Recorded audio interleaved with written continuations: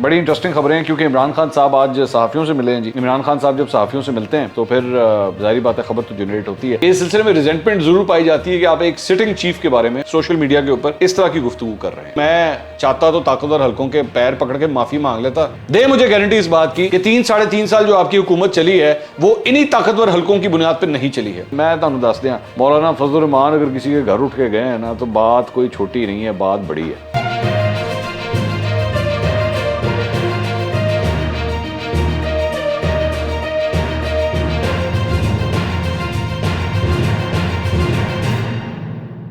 السلام علیکم ناظرین, میں ہوں منصور علی خان. اپنے یوٹیوب چینل کے اوپر آپ کو خوش آمدید کہوں گا. سب سے پہلے آپ سے درخواست کے چینل کو سبسکرائب کرنا مت بھولیے گا اور بیل آئیکن ضرور پریس کیجیے گا. ناظرین ویکینڈ ہے اور ویکینڈ کے اوپر جو ہے وہ کل ہمارا اگلا جو ویلاگ ہے وہ ذرا شام تک آئے گا, لیٹ آئے گا.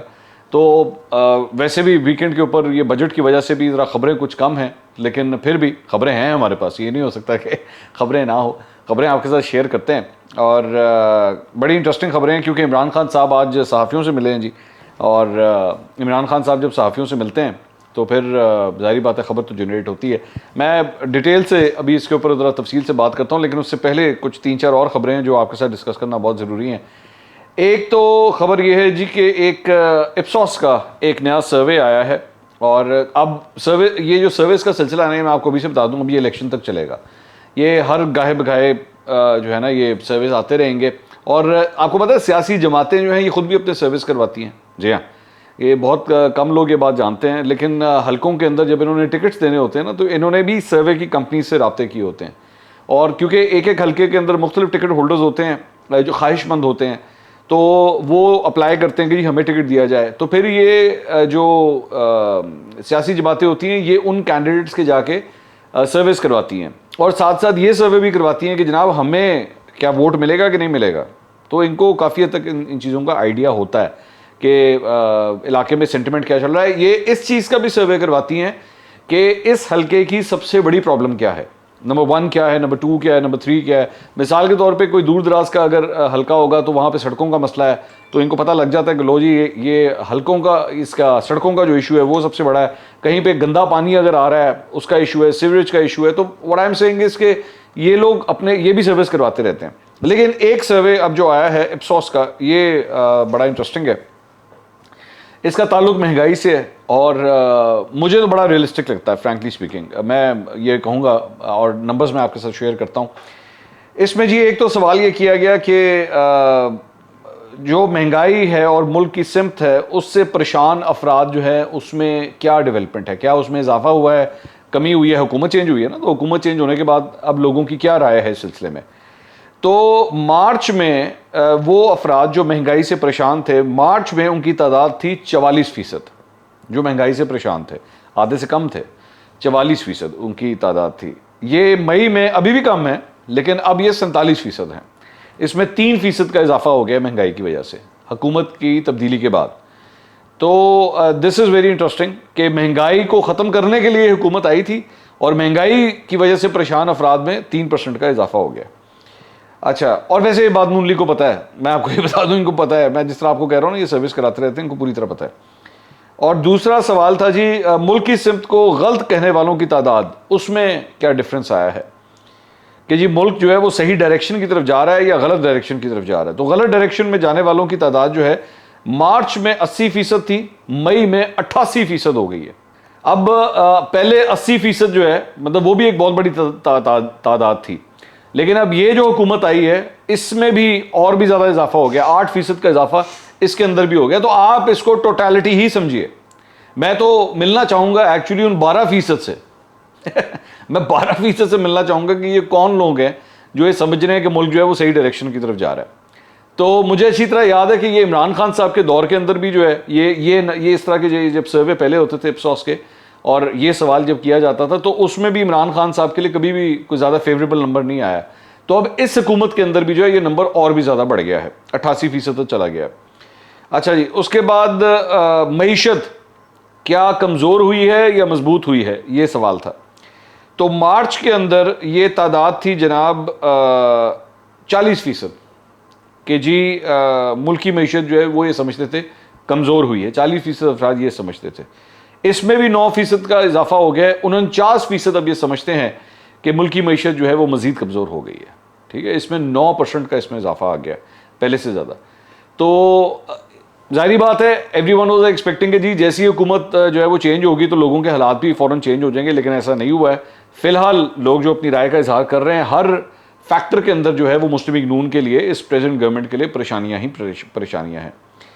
अच्छा जी, उसके बाद एक और सवाल था जी, आइंदा 6 माह में मुल्क की मईशत क्या बेहतर होगी आगे के लिए, किस हद तक पुरुमीद है, ये सवाल था। 64% तादाद जो है वो नाउमीद है कि जी अगले 6 महीने के अंदर भी जो है वो हमें कोई बेहतरी होते हुए नज़र नहीं आ रही। तो इन सारे नंबर्स को देखते हुए ये जो कुछ भी हो रहा है, अभी थोड़ी देर में जो इमरान खान साहब ने आज साफ़ियों से बात की है, मैं वो भी आपके साथ शेयर करता हूँ कि एग्जैक्टली क्या क्या उन्होंने कहा है। लेकिन इस सर्वे को देखते हुए इमरान खान साहब की जो बातें आज उन्होंने साफ़ियों से की हैं, उसमें कुछ हद तक आपको बातें ठीक लगेंगी। Yes, you will be surprise, मैं भी ये बात कह रहा हूँ कि कुछ हद तक बातें उनकी ठीक लगेंगी, लेकिन डंडियाँ फिर भी खान साहब ने मारी हुई हैं। अच्छा, इसके अलावा एक और ख़बर है जी, वो ये ख़बर है कि मौलाना फजल रहमान की चौधरी शुजात हुसैन से आज मुलाकात हुई है। चौधरी शुजात हुसैन का घर जो है आजकल काफ़ी एक्टिव हुआ हुआ है। पहले प्राइम मिनिस्टर साहब खुद गए थे वहाँ पे, और अब मौलाना फजल रहमान साहब भी गए हैं। और मैं तुहानू दस दियाँ, मौलाना फजल रहमान अगर किसी के घर उठ के गए हैं ना, तो बात कोई छोटी नहीं है, बात बड़ी है। तो पहले शहबाज शरीफ साहब का जाना, उसके बाद मौलाना फजल रहमान साहब का जाना, ऊपर से बैकग्राउंड के अंदर कहानी क्या चल रही है, बैकग्राउंड के अंदर कहानी चल रही है चौधरी फैमिली के हवाले से कि कुछ खिटपिट अंदर चल रही है। लेकिन डैमेज कंट्रोल का सिलसिला पिछले 2-3 दिन से स्टार्ट हुआ है कि ज़रा इसको ठंडा किया जाए, बहुत हॉट हो गया है। मतलब लोगों ने, और बयानात भी इस तरह के आ रहे हैं, ये नहीं कि लोगों ने क्रिएट किया हुआ है, मतलब आपस के डिफरेंसेस जो हैं वो काफ़ी हद तक सामने नज़र आ रहे हैं। तो लेकिन अब ये लग रहा है कि दोनों साइड्स जो है ना वो अपनी अपनी पोजीशंस की तरफ जा रही हैं। अलबत्ता परवेज़ इलाही साहब ने ये बयान दिया था कि जी हम इकट्ठे मिलेंगे और जो कुछ भी है वो हम आपस में बैठ कर डिसाइड करेंगे। लेकिन मेरा ख्याल में मौलाना फजल रहमान जो है वो चौधरी शुजात हुसैन को कन्विंस करना चाहते हैं कि जी now it's time to make a decision, बस काफ़ी हो गया। अब देखें इससे पहले मिसाल के तौर पे एक फैमिली है, जिस तरह असद उमर और मोहम्मद ज़ुबैर हैं, दोनों भाई हैं लेकिन दोनों मुख्तलिफ सियासी जमातों में, ठीक है। आपस में इज़्ज़त का रिश्ता है, ये मैं आपको बता दूं, बड़ा आपस में रिस्पेक्टेबल रिश्ता है। ये नहीं है कि उन्होंने कभी एक दूसरे को ऊपर कोई ऐसा गंदा पर्सनल किस्म का अटैक किया, जिस तरह शहबाज गिल साहब अक्सर ये बातें करते हैं। तो इस तरह की कभी कोई हरकत नहीं की गई दोनों साइड से। दोनों भाइयों ने कभी एक दूसरे के खिलाफ इस तरह की बात नहीं की। दोनों भाई एक दूसरे की लीडरशिप के हवाले से बात करते हैं, एक दूसरे पे कभी कमेंट नहीं करते, which is very good thing. मैं हमेशा ये बात करता हूँ कि भाई कोई भी सियासी जमात हो, कोई भी आपका आपस में कोई भी इख्तलाफ हो, फॉर गॉड से कीप इट सिविलाइज्ड, ठीक है। सिविलाइज्ड रखें आपस में इख्तलाफ करने की भी एक तमीज़ होती है, इख्तलाफ करने की भी तमीज़ होती है, लड़ने का भी एक तरीका होता है, अपनी बात को मनवाने का भी एक तरीका होता है। ये मुझे जो सबसे ज़्यादा मुझे चिढ़ है ना पिछले 10-15 साल की सियासत में, उसमें इस बात की चिढ़ है कि ये लिहाज, तमीज़, तरीका, सलीका ख़त्म हो गया, सारा सब ख़त्म हो गया। बात ही स्टार्ट गाली से होती है, बात ही स्टार्ट इल्ज़ाम के साथ होती है। इंस्टेड मेन इश्यूज जो डिस्कस होने चाहिए वो कहीं पसे पर्दा चले जाते हैं। मुझे सबसे ज़्यादा अफसोस इस बात का होता है। अब इसमें आप एक और अगर मतलब बात देखें, मैं जिस तरह अभी असद उमर और मोहम्मद ज़ुबैर साहब की बात कर रहा था कि ये दोनों कभी इकट्ठे किसी शो में भी नहीं आते, ठीक है। मतलब अक्सर आपने देखा ना, एक पाकिस्तान तहरीक इंसाफ का गेस्ट बैठा होता है, एक नून लीग का गेस्ट बैठा होता है, लेकिन ये दोनों भाई कभी इकट्ठे नहीं किसी शो में आते। ज़ुबैर साहब किसी और पाकिस्तान तहरीक इंसाफ के रहनुमा के साथ बैठ जाएंगे, अपने भाई के साथ नहीं बैठेंगे। और लास्ट टाइम जहाँ तक मुझे याद आता है तो वसीम बदामी साहब का एक शो था, ईद का गालबन एक शो था, उसके लिए ये दोनों भाई बैठे थे, और वो भी बड़ी लाइट और कैजुअल मूड के अंदर जो है वो कोई गुफ्तगू हुई थी, कोई सियासी आपस में एक दूसरे की लेग पुलिंग नहीं हुई थी उसके अंदर। तो कितना ही अच्छा हो कि पूरा पाकिस्तान जो है वो इस तरह भाइयों की तरह ही आपस में बैठे, भाइयों की तरह इख्तलाफ करें आपस में, एक दूसरे के गले काटने के ऊपर मत आ जाएं। मुझे अफसोस बस इस बात का होता है। अच्छा, इसके अलावा एक और ख़बर जनाब मेरे कप्तान के हवाले से ये है कि मुस्लिम लीग नून ये इनकी हुकूमत ये क्लेम कर रही है, इत्तेहादी हुकूमत, कि जी तहरीक इंसाफ ने अपने आखिरी अदवार के अंदर जो इश्तिहारात हैं उस पर 2 अरब रुपए इजाफी खर्च किए। 2 अरब रुपया, 2.5 अरब रुपया जो है वो ऑलरेडी एलोकेटेड था, इसमें 2 अरब रुपया जो है वो मज़ीद इजाफी जो है वो एलोकेट करवाया गया। और मुझे अच्छी तरह याद है कि ये लोग पहले जो 2-3 साल थे جب عمران خان صاحب کی حکومت انتہائی ناقص طریقے سے چل رہی تھی اور جب ہم لوگ ان پہ تنقید کرتے تھے تو ان کے یہ لونڈے لپاڑے اور چمچے جو ہیں وہ بیٹھ کے یہ کہتے تھے جو میڈیا کو ایکچولی اشتہار نہیں مل رہے نا یہ اس کی وجہ سے یہ سب کچھ کر رہے ہیں. تو بھائی آپ لوگوں نے جب 2 ارب روپے ایکسٹرا ایلوکیٹ کر دیا, 2.5 ارب روپے خرچ کر دیا, تو ہماری تنقید جہاں پہ ہوگی وہاں پہ چلتی رہے گی. آج مسلم لیگ نون کی حکومت ہے نا, آپ لوگوں کے خلاف حکومت ہے. میں ابھی یہ تھوڑی دیر پہلے جو سروے شیئر کر کے ہٹا ہوں یہ اسی حکومت کے بارے میں ہے. اور ہم جہاں پہ یہ غلط ہوں گے, مہنگائی کی وجہ سے لوگ اگر پریشان ہیں تو یہ پریشانی ہم ان تک بھی پہنچائیں گے, اسی مسلم لیگ نون تک بھی پہنچائیں گے, چھوڑیں گے نہیں ان کو. لیکن ان کا مائنڈ پی ٹی آئی کے لوگوں کا ایسا ان کا مائنڈ ڈیولپ کروا دیا گیا ہے کہ جی وہ میڈیا کو چونکہ اشتہار نہیں ملتے تو اس لیے ہمارے پہ تنقید ہو رہی ہے. تو پہنا ہے جڑے یہ 2.5 ارب روپیہ 2 ارب روپیہ یہ جو ایکسٹرا آپ لوگوں نے خرچ کیا ہے, حکومت تو پھر بھی نہیں بچی, آپ کی حکومت تو پھر بھی نہیں بچی. اور یہ تنقید کا سلسلہ تو آپ کے اوپر جو چل رہا تھا وہ تو ختم نہیں ہوا, تو اس سے کیا فرق پڑا. تو خدا کے لیے اپنے مائنڈس کو جو ہے نا وہ ذرا تھوڑا سا براڈن کریں. اس کے علاوہ جی عمران خان صاحب 16 جون کو اسلام آباد ہائی کورٹ بار ایسوسی ایشن سے جو ہے وہ خطاب کریں گے. تو خطابات کا سلسلہ بھی اب دوبارہ شروع ہونے لگا ہے. جس طرح میں نے پچھلے ویلاگ کے اندر بات کہی تھی کہ جی 15 تاریخ کے بعد عمران خان صاحب نے کہا ہے, اور میں نے پچھلا ویلاگ بھی اسی ٹاپک کے اوپر کیا تھا کہ 4 دن رہ گئے ہیں. اب 4 دن کے بعد دیکھیں عمران خان صاحب جو ہیں وہ کیا کرتے ہیں. اچھا, اب اس کے اندر ایک اور جو اب ڈیولپمنٹ ہے وہ یہ ہے کہ آج عمران خان صاحب نے صحافیوں کو انوائٹ کیا ہوا تھا اور صحافیوں کے ساتھ ان کا انٹریکشن ہوا ہے. سمیع ابراہیم صاحب تھے, شہزاد اقبال صاحب تھے, اور بھی چند جرنلسٹ تھے جو انہوں نے بلائے ہوئے تھے جن کے ساتھ ان کا انٹریکشن ہوا ہے. ان میں سے کئی لوگ وہی لوگ ہیں جو پشاور میں بھی گئے تھے خان صاحب سے ملنے کے لیے. تو دیر آر فیو جرنلسٹ جن سے خان صاحب کمفرٹیبل ہوتے ہیں انٹریکٹ کرنے میں. یہ پروویژن جو ہے وہ سب کو اویلیبل نہیں ہے. مجھے اس پہ کوئی اعتراض نہیں, بائی دا وے, میں بالکل کلیئر کٹ کہہ دوں. میں ہمیشہ یہ سمجھتا ہوں کہ کوئی بھی سیاسی رہنما ہو, عمران خان صاحب ہوں, مریم نواز ہوں, پرویز الہی, آصف علی زرداری, سب کی جن سے آپ کی انٹریکشن آپ کمفرٹیبل ہیں, ظاہری بات آپ اس کے ساتھ بیٹھیں. بھائی آپ اپنے گھر میں کبھی اس شخص کو نہیں بلاتے جس سے آپ ناراض ہوں. تو اگر عمران خان صاحب کی کو سے اگر وہ مجھ سے انکمفرٹیبل ہیں تو نہ بلائیں, بے شک نہ بلائیں, یہ ان کا حق ہے اور میں ان کے اس حق کی عزت کرتا ہوں, کوئی اس میں بری بات نہیں ہے. تو آج جو صحافیوں کے ساتھ جو ان کا انٹریکشن ہوا ہے اور جو انہوں نے اس کے اندر باتیں کہی ہیں وہ ذرا سب سے پہلے ذرا اس کو ڈسکس کرتے ہیں, پھر میں اس کے اوپر ذرا تبصرہ کرتا ہوں. ایک تو انہوں نے کہا ہے جی سپریم کورٹ فیصلے کے بعد پوری قوت سے لانگ مارچ میں کروں گا. سو بیسکلی خان صاحب جو ہے وہ سپریم کورٹ کے انتظار میں ہے تے جے تسی ملک چ انقلاب لے کے آنا ہے تو تہاڈی مہربانی سپریم کورٹ کو اجازت لے لو. یہ پاکستان نہیں بلکہ میرے خیال میں دنیا کی تاریخ کا پہلا انقلاب ہوگا جو ججز کے فیصلے کا انتظار کر رہا ہے. ججز نے جو فیصلہ دیتا تو تہاڈے ملک چ انقلاب آ جانا ہے, جے نہ دیتا تو پائن السلام علیکم. ٹھیک ہے, تو وہی یہ بات ویسے پہلے بھی کہہ چکے ہیں. دوسرا انہوں نے کہا کہ جی بجٹ سے لگتا ہے کہ حکومت 1.5 ماہ میں جہاز سے چھلانگ لگا دے گی, یہ انہوں نے فرمایا. تو یہ ڈیپینڈ کرے گا, میں نے پچھلے ویلاگ میں بھی بات کی تھی, یہ ڈیپینڈ کرے گا کہ خان صاحب جو ہیں وہ کیا اس کو کیشن کر سکتے ہیں یا نہیں. لوگ اس غصے سے, یہ جو مہنگائی کا غصہ ہے, اس پہ ریاکٹ کرتے ہیں یا نہیں کرتے ہیں. ایک تو یہی بھی یہاں پہ چکر ہے, یہاں پہ ہمارے اس قوم کو اتنا اس کے اوپر ظلم ہو چکا ہے, اتنا زیادہ ظلم ہوا ہے, اور کہ اب نہ اس کو درد ہی نہیں ہوتا. مجھے تو کبھی کبھار لگتا ہے واقعی اس کو درد ہی نہیں ہوتا. دوسرے ملکوں کے اندر ذرا سا پیٹرول کی قیمت بڑھ جائے, ذرا سا کسی چیز کی قیمت بڑھ جائے, یوں ریاکشن آتا ہے. لیکن یہاں پہ صورتحال یہ ہوگی کہ وہ جسے کہتے ہیں نا سمن بکمن ہو کے رہ گئے ہیں. 60 روپے پیٹرول کی قیمت بڑھ چکی ہے, لیکن ابھی تک مجھے اس سلسلے میں کوئی بڑا احتجاج نظر نہیں آیا, کسی قسم کا کوئی بڑا. تو یہ حکومت ابھی تک اس سلسلے میں خوش قسمت ہے کہ ابھی تک کوئی ایسا بڑا احتجاج نہیں ہوا. اگر عمران خان صاحب اس کو نکالنے میں کامیاب ہو جاتے ہیں پھر اس حکومت کے لیے جو ہے ناک میں دم ہو جائے گا. ٹھیک ہے. اس کے بعد آگے انہوں نے کہا جی لگتا ہے طاقتور حلقے جاری سیاسی و معاشی بحران سے پریشان ہو چکے ہیں. اچھا لگتا ہے ان کو کہ جی طاقتور, فوج کی بات کر رہے ہیں کہ جی فوج جو ہے وہ یہ سمجھتے ہیں کہ وہ بھی پریشان ہو چکے ہیں اس بات سے. فوج کس چیز سے آج کل پریشان ہے میں آپ کو بتاتا ہوں. فوج پریشان ہے یہ ٹویٹر کے اوپر یہ جو آج لفظ ٹرینڈ کر رہا ہے نا, یہ ٹرینڈ دیکھ رہے ہیں, باجوہ ٹریٹر, یہ ٹرینڈ کر رہا ہے آج.